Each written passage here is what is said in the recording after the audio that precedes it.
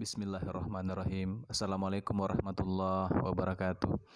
Syukur alhamdulillah, kita panjatkan puji syukur atas kehadirat Allah Subhanahu wa taala serta salawat kepada baginda Nabi Muhammad sallallahu alaihi wasallam serta salam untuk para sahabat yang menyertai perjuangan beliau.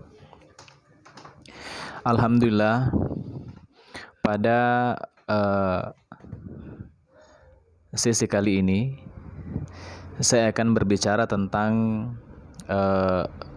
memilih jurusan di perguruan tinggi, baik itu pada perguruan tinggi negeri maupun pada perguruan tinggi swasta, untuk Ananda kelas 12 SMA Negeri 6 Wajo. Ananda sekalian, sebelum kita masuk ke hal-hal pokok yang perlu kita perhatikan atau tips dalam memilih jurusan, terlebih dahulu saya akan berbicara tentang beberapa faktor pendukung dalam pemilihan jurusan nantinya. Nah, di sini saya membagi dalam beberapa poin. Yang pertama adalah seorang calon mahasiswa itu harus tahu arah pembangunan nasional. Dia harus tahu program pemerintah dalam pembangunan ke depan. Yang kedua, salah kaprah tentang jurusan atau salah persepsi tentang jurusan. Yang ketiga, minat calon mahasiswa dari tahun ke tahun. Yang pertama, pemilihan jurusan ini sebaiknya kita perhatikan program pemerintah ke depan. Nah, apa program pemerintah dalam pembangunan ke depan? Program pemerintah yaitu adalah pembangunan dalam bidang sektor energi, sektor pangan, sektor pariwisata, maritim, dan kelautan. Nah, kalau fokus pemerintah ada pada sektor-sektor ini, otomatis ketika pemerintah fokus dalam mengembangkan sektor-sektor ini, mau tidak mau pasti peluang kerja pada bidang-bidang ini akan terbuka. Peluangnya akan menjadi besar. Nah, ketika peluang kerja menjadi besar, terbuka peluangnya, otomatis pemerintah akan melaksanakan rekrutmen tenaga kerja. Entah itu dari luar negeri atau dalam negeri. Yang jelasnya pemerintah pasti butuh tenaga profesional. Contoh, pemerintah sekarang sedang mengembangkan Blok Masela yang ada di Ambon. Nah, dalam rangka pengembangan Blok Masela yang ada di Ambon, dalam sektor energi, otomatis pemerintah akan butuh banyak lulusan teknik, seperti misalnya teknik perminyakan, teknik mesin, teknik elektro, dan teknik kimia. Nah, kalau kemudian dalam negeri sendiri untuk memenuhi kuota ini, artinya anak-anak negeri tidak mampu untuk mengisinya, tenaga-tenaga profesional ini, maka mau tidak mau pemerintah harus melaksanakan rekrutmen maupun dari luar negeri. Kalau anak negeri tidak bisa memenuhi kuotanya atau kekurangan tenaga profesional dalam negeri kita sendiri.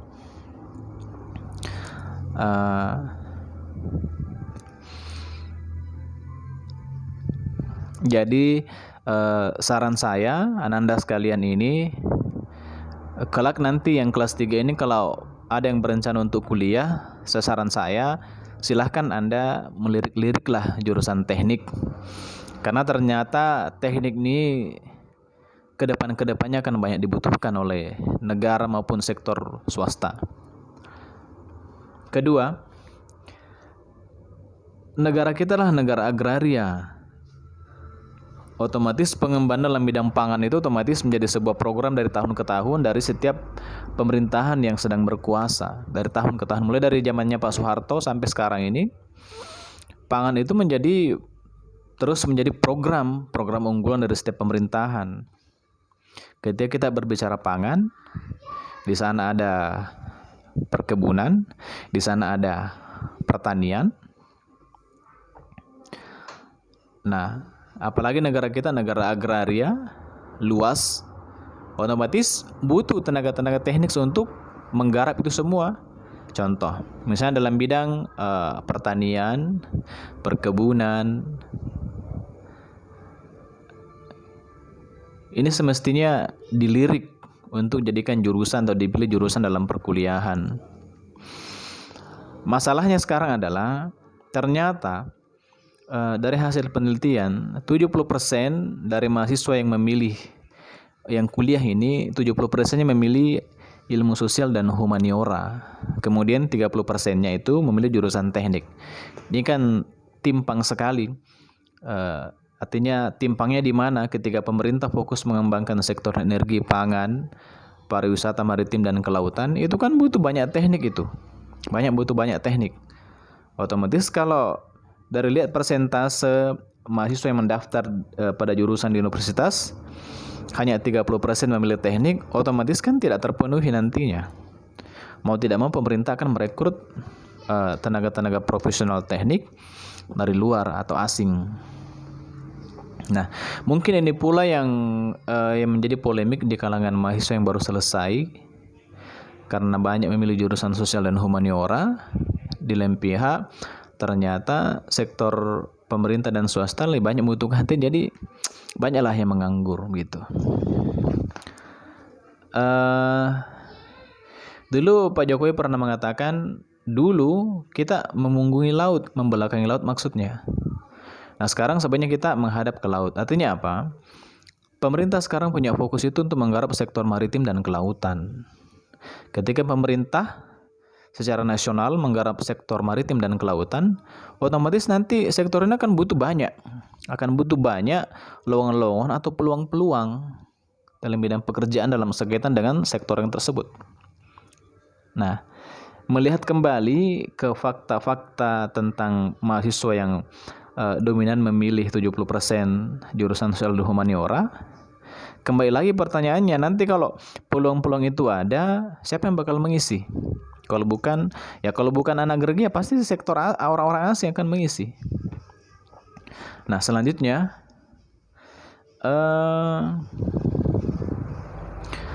ini juga ada gap antara pembangunan nasional, calon mahasiswa, dan orang tua. Mengingat peran orang tua di Indonesia dalam pemilihan jurusan itu sangat dominan juga. Anaknya mau kuliah, orang tuanya sibuk milih jurusan. Dan ada top 5 terutama di Sulawesi Selatan ya. Ada 5 jurusan unggulan yang selalu didengungkan sama orang tua. Pertama, dokter, bidan, perawat, apalagi aparat pemerintah ya, pertahanan, polisi dan tentara, kemudian pelaut. Ini top 5-nya. Jadi 5 bidang yang sangat populer di kampung. Contoh pada bidang kesehatan, kita hanya kenal dengan dokter dan perawat. Oh, ternyata di luar negeri sendiri itu di negara Australia, berdasarkan data yang saya ketahui, ternyata di Australia itu untuk satu bidang jurusan kesehatan itu bisa terbagi sebanyak 40 jurusan itu. Nah, kita sendiri di sini, terutama di kampung-kampung ini hanya mengenal 2 jurusan populer, dokter, ya kalau bukan dokter, perawat. Kok cuma 2 yang kita ketahui? Ya, pengetahuan kita terbatas untuk itu. Kita tidak mengeksplor pengetahuan seperti ada jurusan lain yang sekaitan dengan kesehatan gitu. Nah, selanjutnya ada salah kaprah tentang jurusan. Maksudnya apa? Misalnya saja terlalu cepat menghakimi jurusan. Contoh jurusan perikanan misalnya. Ada stigma muncul dalam pikir orang tua tentang jurusan perikanan yang terkait dengan tambak. Masa sih anak saya kuliahnya jauh-jauh, lama-lama, terus pulang panas-panas di tambak ngurus ikan? Kemudian jurusan pertanian, masa sih anak saya jauh-jauh kuliah, lama-lama pulang kampung, pulang mencangkul. Ini kan salah kaprah. Nah, kebanyakan anak-anak mahasiswa itu memilih jurusan ekonomi, bisnis karena katanya mau jadi pebisnis. Padahal setiap orang bisa menjadi seorang pebisnis sesuai dengan bidangnya masing-masing. Yang lulusan pertanian bisa berbisnis dalam bidang pertanian, yang perikanan bisa berbisnis dalam bidang perikanan gitu. Selanjutnya, dalam memilih jurusan itu kita terkadang terkendala pada informasi. Ketika kita membuka website universitas, yang muncul adalah visi misi tentang universitas itu. Jarang sekali jurusan-jurusan universitas itu menyajikan secara detail tentang jurusannya, misalnya menyajikan mata kuliahnya. Jadi pernah ada beberapa kali peristiwa, contohnya itu misalnya ada orang senang jurusan kimia, ambil suka teknik kimia. Setelah kuliah di situ, ternyata dia kaget karena kok banyak belajar matematika sama fisikanya banyak gitu. Nah, ini kan di luar dari ekspektasi sang mahasiswa, karena dia pikir ketika ambil teknik kimia dia akan belajar banyak-banyak kimia. Nah, ini salah satu bentuk kekurangan di web universitas, tidak komplitnya tentang informasi jurusan yang mereka punya. Nah, tugasnya Anda nanti adalah yang mau milih jurusan itu, kalau misalnya mau milih jurusan apa gitu, cari tahu dulu nanti mata kuliahnya apa, belajarnya apa gitu. Maksudnya sukai dulu mata kuliahnya, baru menyukai jurusannya. Artinya kalau kita, ini kan ada dasar-dasar pembelajaran, misalnya di SMA itu yang suka belajar IPA, yang suka belajar IPS. Jadi tidak hanya sekedar memilih jurusan, jadi kita tahu nanti kalau kita milih jurusan itu tahu di dalam nanti belajarnya bakal belajar apa gitu. Nah, jadi saran saya cari tahu dulu mata kuliahnya apa, kemudian milih jurusannya.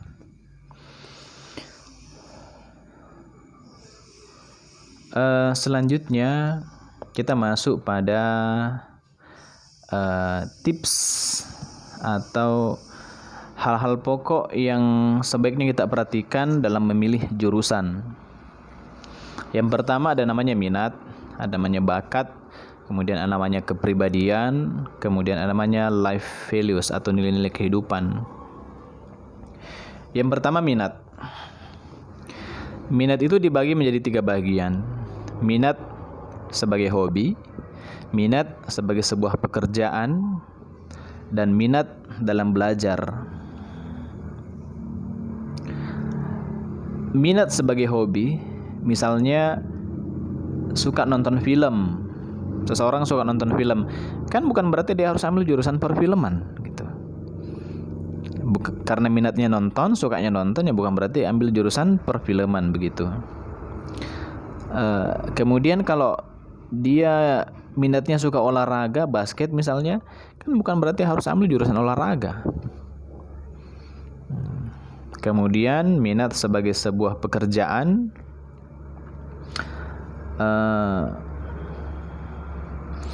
misalnya dia suka main piano ya. Suka main piano kan tidak harus jadi seorang musisi. Kemudian ya minat itu minat itu idealnya minat untuk belajar. Artinya ketika kita belajar berarti ada fokus untuk mengembangkan sesuatu. Jadi minat untuk belajar apa gitu. Nah, adapun tentang minat ini nanti kita akan explore lebih jauh lagi. Ada nanti namanya tes minat. Nanti kita akan selenggarakan. Apakah nanti saya share secara daring atau pertemuan nanti kita bicarakan lagi itu bagaimana pelaksanaan tes minatnya. Nah, selanjutnya dalam memilih jurusan, selain memperhatikan minat kita kemana gitu, harus memperhatikan bakat. Bakat yang kita apa gitu. Dan ternyata banyak bakat yang tidak ada namanya, tidak ada nilainya di rapor. Contoh, kalau Anda Anda pernah nonton acara di TV itu, acara reality show Oprah yang di Amerika itu, yang di presenter namanya Oprah Whitney. Dia itu paling jago untuk mewawancari orang. Dia bisa membongkar rahasia orang yang paling terdalam tanpa membuat orang itu tersinggung. Itu kan bakat. Namanya bakat interpersonal. Mampu menjiwai orang. Dan itu tidak ada namanya, dan itu tidak ada yang diraport, tapi itu bakat. Dan bisa menjadi sebuah profesi yang menjanjikan. Bergeser ke Indonesia yang lokal, di Indonesia ada namanya Tukul Arwana, pembawa acara Empat Mata. Sama bakatnya, bakat interpersonal. Kemudian namanya Deddy Kobuser juga, acara hitam putih, bakatnya sama, bakatnya interpersonal, tapi tidak ada di raport, tidak ada namanya, itu bakat. Nah, terkait bakat ini pula ada tesnya. Jadi nanti namanya itu tes minat bakat ya. Untuk mengetahui bakat seseorang itu sebenarnya kalau kita rajin-rajin mengeksplor, banyak mengerjakan sesuatu, bagaimana sih caranya tahu kalau kita berbakat pada suatu bidang? Caranya adalah explore lah. Kerjakan banyak hal, kemudian dengarkan apa kata orang. Ketika Anda mengerjakan banyak hal, melakukan banyak hal, otomatis Anda akan memperoleh umpan balik dari orang-orang di sekitar Anda. Ketika orang kagum, puas dengan hasil pekerjaan Anda, hasil eksplorasi Anda, bisa-bisa jadi itu bakat Anda. Kemungkinan itu bakatnya kita. Contoh, di acara-acara pernikahan banyak yang fotografer tuh. Mereka kan tidak pernah belajar sekolah di mana atau kursus secara profesional. Mereka itu otodidak saja belajar untuk kameramennya, fotografernya. Mereka belajar otodidak, perlahan-lahan. Diajar sama teman, dibisiki sama teman. Artinya secara tidak sadar ternyata mereka punya bakat dalam bidang fotografi. Loh, kok bisa tahu? Karena mereka mengeksplor, berusaha untuk belajar, berusaha untuk mencoba. Nah, kalau kita tidak mencoba untuk belajar untuk melaksanakan sesuatu, bagaimana kita tahu di mana batas-batas kemampuannya kita gitu. Nah, selanjutnya ada kepribadian. Nah, kepribadian ini langsung saya contohkan saja bahwa pentingnya sebuah kepribadian pada pemilihan pekerjaan. Jadi sebelum kita menentukan kita mau ngapain, kita mau kerja apa, kita harus tahu kepribadian kita seperti apa. Contoh, ada seorang dokter ahli cancer ya, ahli kanker. Dia dokter ahli dalam bidang kanker. Setiap hari pekerjaannya dia harus memberikan kabar buruk sama orang bahwa Anda kena kanker lah. Anda pokoknya kabar-kabar yang sangat miris semua, baik kepada pasiennya maupun pada keluarga pasien. Oh, ternyata sang dokter ini memiliki kepribadian yang simpatik orangnya, sangat tidak tegaan orangnya, suka kasihan sama orang. Nah, ini kan tidak nyambung antara pekerjaan dengan kepribadian. Jadi nyaris dia beranggapan tiap hari bahwa pekerjaan itu menyedihkan, karena bertolak belakang dengan realitas pekerjaannya, dengan kondisi kepribadiannya, di mana setiap hari dia harus ketemu dengan pasien dan keluarga pasien sambil memberikan kabar bahwa Anda kena kanker, Anda stadium berapa. Di lain pihak ternyata dia orangnya simpatik, suka tidak tegaan sama orang, suka kasihan sama orang. Jadi kan tidak nyambung. Akhirnya sang dokter ini sekarang berhenti dari pekerjaan dari dokter karena tidak nyaman. Nah, ini pentingnya kepribadian seseorang dalam memilih pekerjaan harus disesuaikan. Kapan tidak, maka dia akan gagal dalam pekerjaannya. Selanjutnya, life values atau nilai-nilai kehidupan, atau apa sih yang penting dalam hidup lo. Nah, contoh, kita langsung contohkan ya. Yang penting dalam hidup kita itu apa? Ada seorang pekerja profesional pada bidang energi, pertambangan, di mana pekerjaannya dia menuntut dia harus sering keluar, jauh dari keluarga, masuk hutan, naik gunung. Oh ternyata orang ini nilai kehidupannya adalah, yang paling penting dalam kehidupannya adalah dia suka dekat sama keluarganya, suka berada dekat sama keluarganya. Tiap hari dia itu nyaman kalau ngumpul sama keluarga. Ini kan bertolak belakang lagi dengan pekerjaannya. Pekerjaannya menuntut dia harus selalu keluar, masuk hutan, naik gunung, sampai beberapa hari, berbulan-bulan malah. Di lain pihak, dia punya menganggap bahwa nilai hidup itu istimewanya kita dekat dengan keluarga. Akhirnya apa? Orang ini pun memilih untuk keluar dari pekerjaannya. Padahal pekerjaan sebagai seorang ahli tambang itu bisa memberi gaji cukup tinggi, tapi karena ada hal yang paling utama dalam hidup dia, itu dekat dengan keluarga, di mana tidak akan diperoleh ketika dia bekerja pada bidang tambang, maka dia tinggalkan pekerjaannya. Dia memilih pekerjaan lain yang notabene mungkin gajinya lebih kecil gitu. Jadi inilah hal utama yang menjadi pokok pertimbangan utama kita ketika dalam memilih jurusan. Yang pertama adalah minatnya kita kemana, bakatnya kita apa, kepribadian kita seperti apa, nilai-nilai atau hal-hal penting dalam hidup ini yang menjadi pokok buat kita apa. Itu harus kita pertimbangkan semua. Nah, terkadang dalam pemilihan jurusan seperti yang saya katakan di awal, bahwa peran orang tua sangat mendominasi. Terkadang anaknya mau kuliah, orang tuanya ngotot mau milih jurusan gitu, padahal yang menjalani kan anaknya gitu.